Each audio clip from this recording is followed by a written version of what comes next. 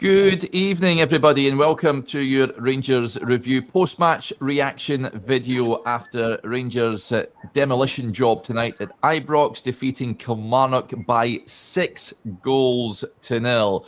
A fantastic performance from Rangers, particularly in the second half, where they just brushed aside Derek McClennacy's team and inflict a heavy defeat on Killie. But Rangers were terrific. They opened the scoring through James Tavernier, a lovely ball in from Hagi, one of two fantastic assists from the Romanian this evening. Tavernier ghosting in at the back post to fire Rangers ahead. There was a lengthy VAR check, but he was onside, and then a barrage of goals in the second half. Rangers adding a second, courtesy of Danilo. He missed a close-range effort just moments before firing Rangers 2-0 up, converting from another brilliant Hagi cross into the penalty area. Hamza Igamane then got off the mark after latching on to a mistake from the Kilmarnock defence and firing a brilliant drive into the corner past Robbie McCrory. Václav Černý added goal number 4 with a great finish inside the penalty area. And Cyril Dessers came on and got in on the act, scoring a double for him as well. It was 6-0, going on probably 7 or 8. In all honesty, Rangers were brilliant. Best home performance of the season. There's no doubt about it. Chris, you are at Ibrox in the gantry right now. What did you make of it all? Where has that been for most of this season? That's much better, much more like it. The manager spoke pre-match. I asked him, what do Rangers have to show to the Ibrox crowd that they've not shown already this season? And he mentioned goals. He mentioned being more clinical, and that's certainly that. There was a wee spell midway through the first half, perhaps a bit of a lull after some early chances. Now Rangers starting on the front foot, starting well. Igamane almost scores an absolute screamer. It does really well, and then almost finds the top corner. The John Souttar chance, 14 minutes or so in. Then that wee lull. Not that Kelly caused Rangers any problems at all. Kelly really poor over the course of the night. So that gave slight lull in the first half. After that, Rangers really moved through the gears. Hagi, as you mentioned, a brilliant cross for the Tavernier goal. The type of thing that Giannis can bring to the team. Now, how often have we spoken about that over the course of the season so far? Makes a huge difference having a player that can produce that kind of moment. Tav, right place, right time, gets his goal, and that barrage in the second half. Now Rangers a lot more clinical, creating chances, but importantly taking chances. That's something we've spoken about a lot over the season. Something the manager was quizzed on quite a lot at his pre-match press conference. Rangers had to show that they do have that clinical edge to them. I don't think it's a surprise that when you put more creativity in the side, when you have two strikers on the pitch rather than one striker on the pitch, having Igamane and Danilo, it's no surprise that the team looks more threatening. So not much more like it all round from Rangers tonight. Yeah, absolutely. I did enjoy watching that front four, if you like, the Hagi, Černý, Igamane and Danilo up top. Interchangeable.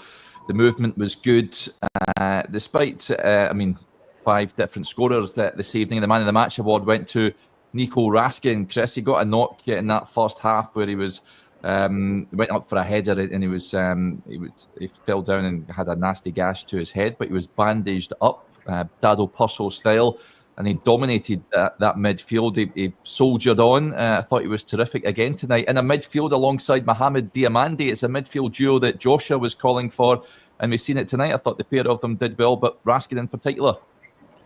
I think it probably says quite a lot about Nico's performance that, as you mentioned, they are different scorers. You look at the contribution of Hagi, you look at Igamane playing well again, getting his goal. You look at Dessers coming off the bench and getting 2. Černý took his goal well. So a lot of attacking positives there for Rangers, but you pick out a midfielder, and I don't think it was a wrong call. As I said to one of the boys on the gantry, here's a long time since there's been contenders for the man of the match. Normally there's 1 or 2 that maybe stand out. A number of Rangers players were in that particular run in tonight, but I thought Nico Raskin deserved it. He's in a really good vein of form.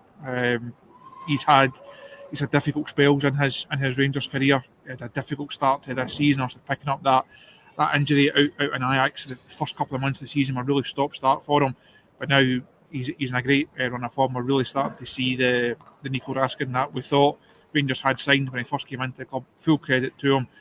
So I think he certainly deserved that that man of the match award. So all credit to him for that. Yeah, absolutely. We mentioned there Hagi. I just think about it, Chris. I mean, that's 4 assists in his last 4 games. Brilliant assist at the weekend in that stodgy game against St Johnstone. Fantastic ball in for Tav in the first half, and likewise for Danilo in the second half. You just think to yourself, if Rangers had him available from the start of the season, things might look a little rosier than what they are at the moment. I think we touched on this on the show the other day there about the frustration of not having Hagi available for that first period of the campaign. And I thought Giannis, when he spoke at his pre-match press conference yesterday, the first time he's actually done a press conference for a long time, I thought he spoke really well about the situation and the difficulties that he'd been through, how he kept himself going. He spoke a lot about the role that James Tavernier had played in that period as well. But I think with Hagi, you've got someone, you're not going to start him every single game. There's going to be times that it's not going to suit him. But when you have someone of his technical ability, when you have someone of his mentality as well, a guy who has won things at this football club, it makes sense to have him involved as often as possible. You look at the other options in that area of the pitch. Tom Lawrence has also started to come back in. Hagi for me is ahead of Lawrence in that particular pecking order now. Bainami has also come out the side tonight. So there's options there. You look at Cortez coming back, you look at Matondo coming back. This is the situation that Kilmarnock has spoken about. He's referenced this now. Once these players are back, things will look different.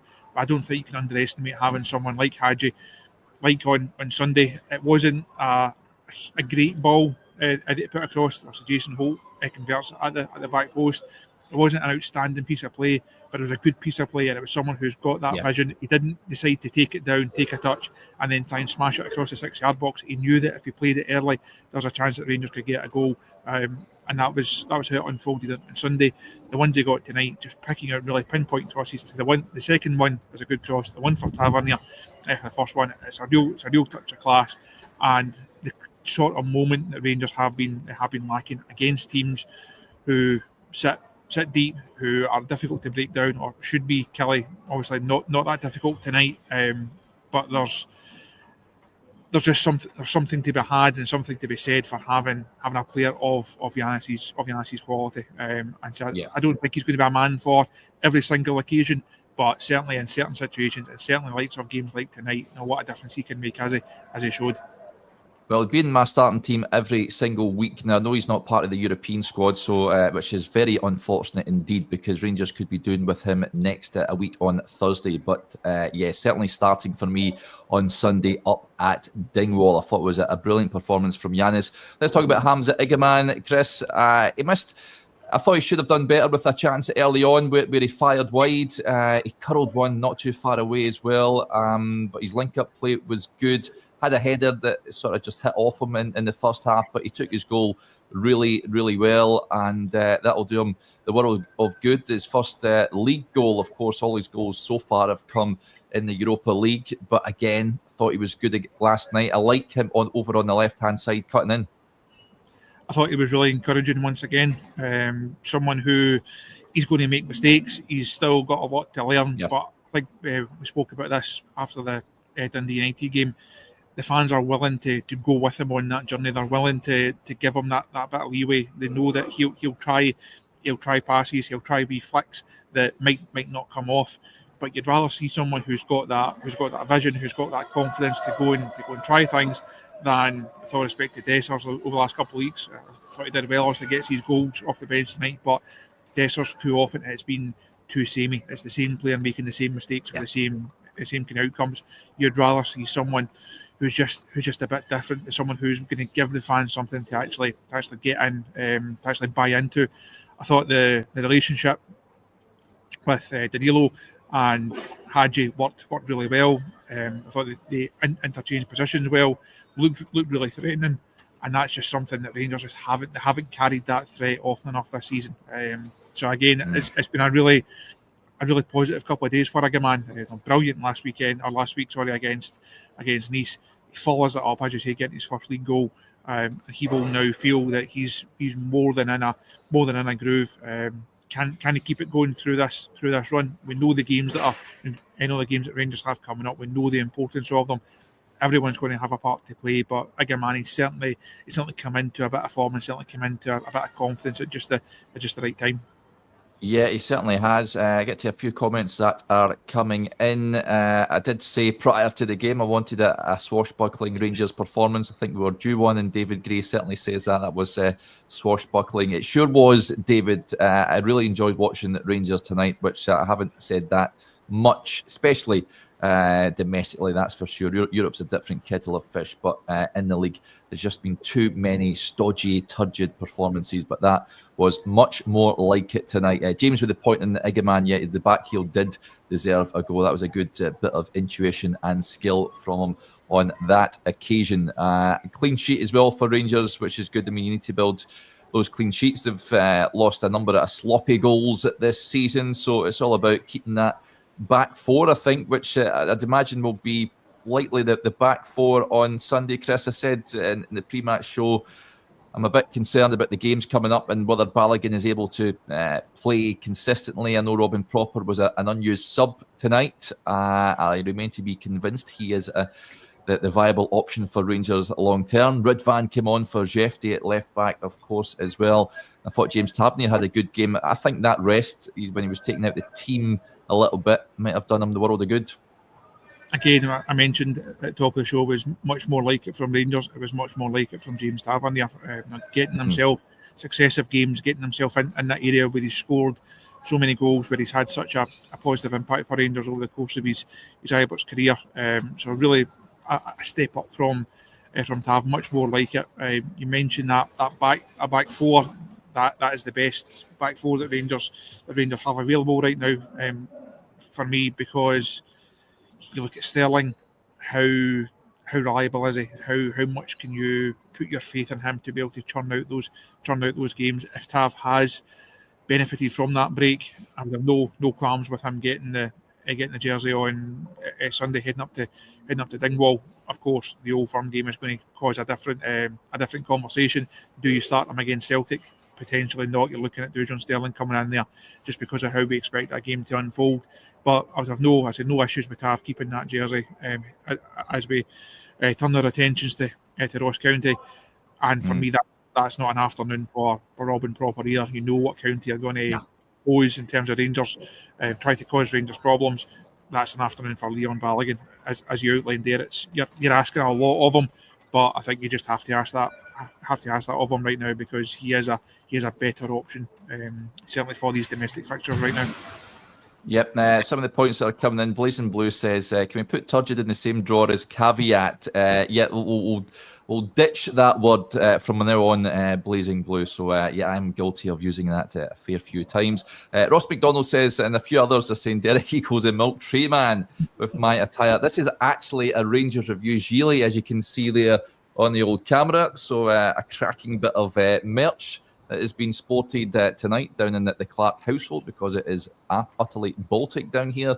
But classic bit of attire, I've got to say. But moving on to the manager then. He's come in for, quite rightly, a lot of criticism, Chris, this season about where Rangers are in the league. It's not acceptable. But if he can start picking up not just wins, but performances like this will do him the world of good, won't it?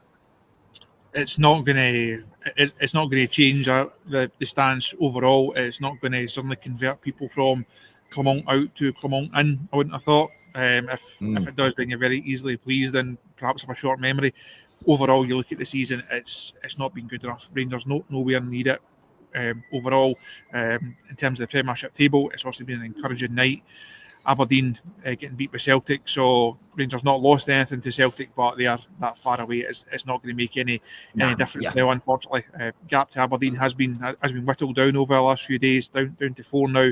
Rangers still got the game in hand, so hopefully it's a it can be a positive result in that regard in terms of taking Rangers forward and allowing them to hopefully catch Aberdeen and then move away from them.